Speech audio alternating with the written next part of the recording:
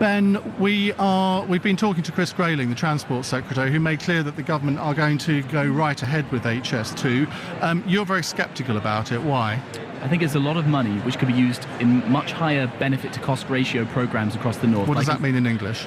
So you get a certain amount of economic benefits from a rail scheme and you get a certain amount of costs. Now the government reckons that the benefits of HS2 outweigh the costs, and that might well be true, but there are schemes that outweigh the costs by a much higher ratio. You can get much more bang for your buck in, for example, electrifying Transpennine railways or things like that. If you look at commuter trains going into places like Leeds, they're more congested than those going into London. Now I think this scheme is classic London centricism.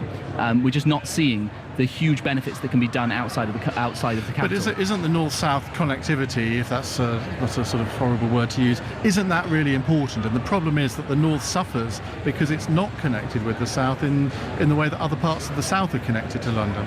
To some extent that's true, but I'd actually predict that after HS2 you get more concentration in London and less of the economic activity having outside, because it makes stuff like commuting to London from other cities more possible. So you're going to get more activity concentrated in London. I think stuff like connecting up all of the existing big metropolises across the north. I mean, if you go from Liverpool to Hull, you're talking 20 cities, more or less, millions of people across there, and you can get a lot of activity. But these places have really, really rubbish train lines relative to what we get in London. And we might complain, but it's much worse there. Do you think, in a sense, this is one of those big political grand projets, they would say, in France, where politicians want the glory of saying, well, we've opened this massive rail line, it's cost £50 billion, rather than spending, I don't know, £1 billion on the Transpennine electrification? 50 individual 1 billions, they're not so glamorous, but I think they would make a much bigger difference to real people's lives, and they would make a much bigger difference just in terms of the economic benefits we can create out of them.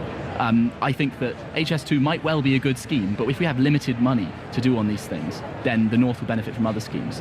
One interesting point would be, let's say we were in the world of these big regional city mayors. What schemes do you think they would approve? Do you think that Leeds, Manchester and Birmingham would vote their money to HS2, or do you think they would improve their own rail lines? And I think the answer is pretty clear. I think it probably is.